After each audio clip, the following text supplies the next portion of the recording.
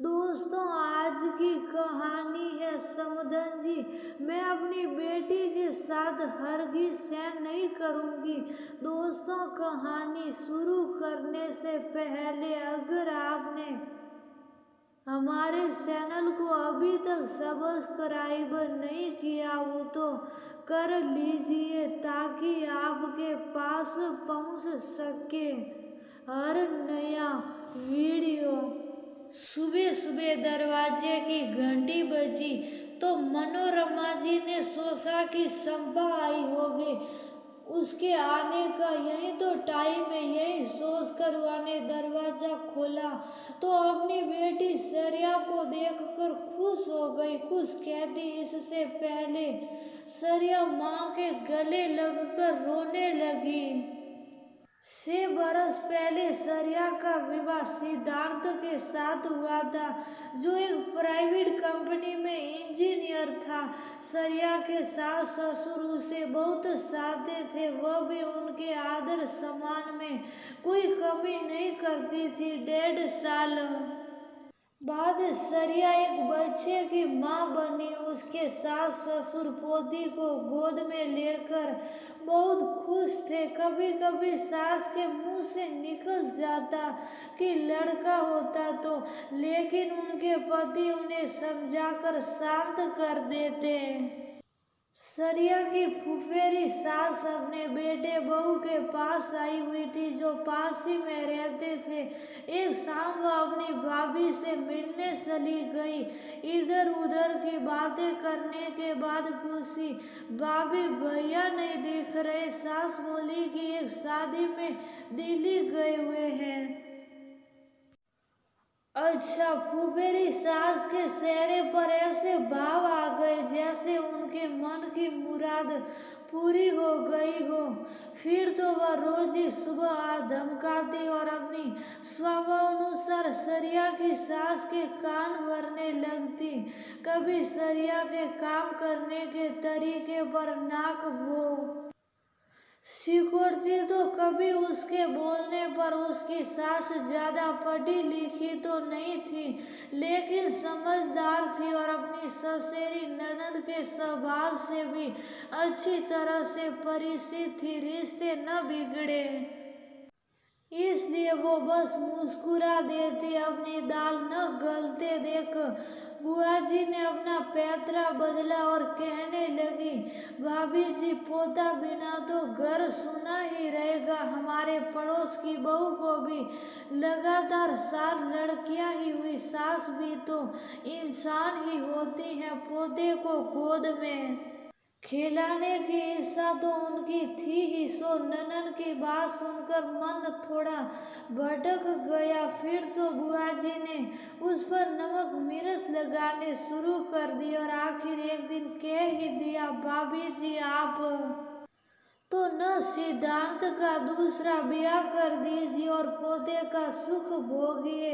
मेरी बड़ी जेठानी ने भी यही किया और देखिए, कहते हुए उनके चेहरे पर एक कुटिल मुस्कान खेल गई। सरिया किचन में ही थी। पिछले 3 दिनों से अपनी बुआ सास की गाथा को चुपचाप सुन रही थी, लेकिन आज तो उसका मन तो किया कि जाकर बुआ सास को जवाब दे दे, लेकिन माँ के सिखाए संस्कार बीच में आ गए। दुख और क्रोध का गुबार कहीं तो निकालना ही था। उसने अपनी 4 साल की बेटी को नर्सरी स्कूल में छोड़ा और माँ के पास आकर रोने लगी। बेटी को यूं रोते देखकर मनोरमा जी घबरा गई। बात क्या है बता दो, सिद्धार्थ ने कुछ कहा? तेरी सास ने तो कही। तब सरिया ने पूरी बात बताई और पूछने लगी, क्या सच में सिद्धार्थ की दूसरी शादी?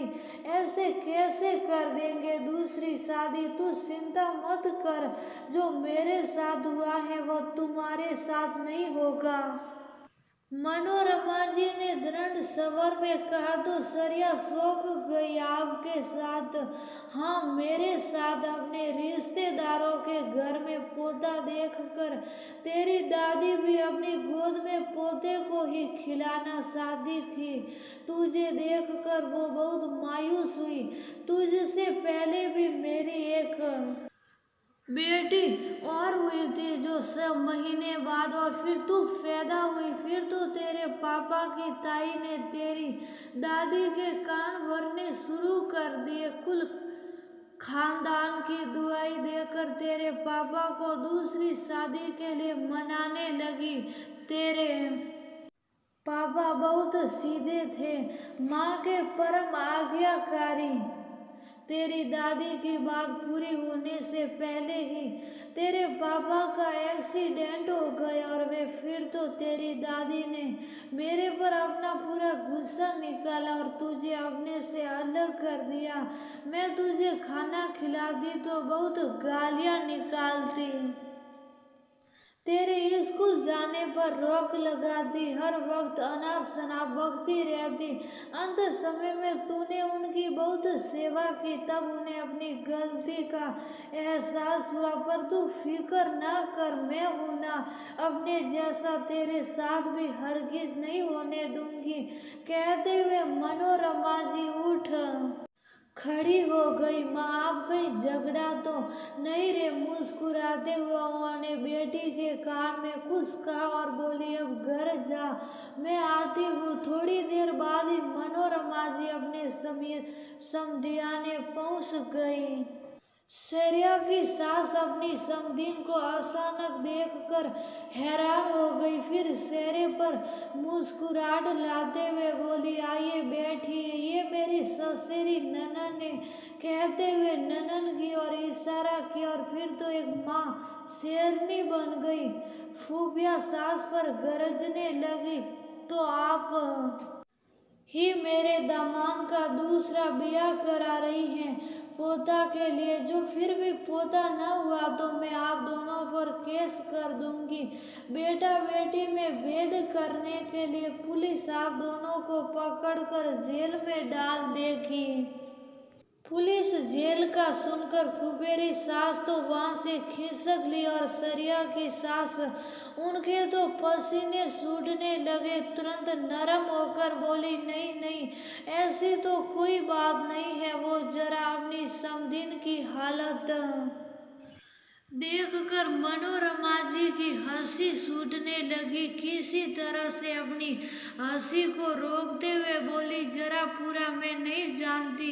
उस दिन अपनी बेटी की सास को तो आप समझा रही थी कि बेटा बेटी सब प्रभु की इच्छा है, तो फिर अपनी बहू के साथ क्यों?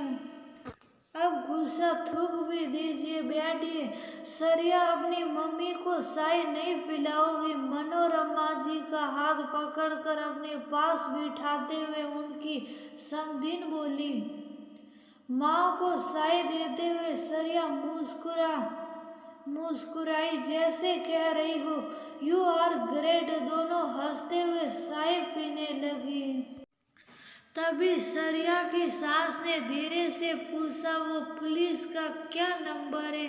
सुंगदा की सास को फिर तो मनोरमा जी हंसी छूट गई, और उनकी समधीन समझ गई कि वह सब एक नाटक था, लेकिन अपनी बेटी के लिए एक माँ का शेरनी बनना उन्हें अच्छा लगा था।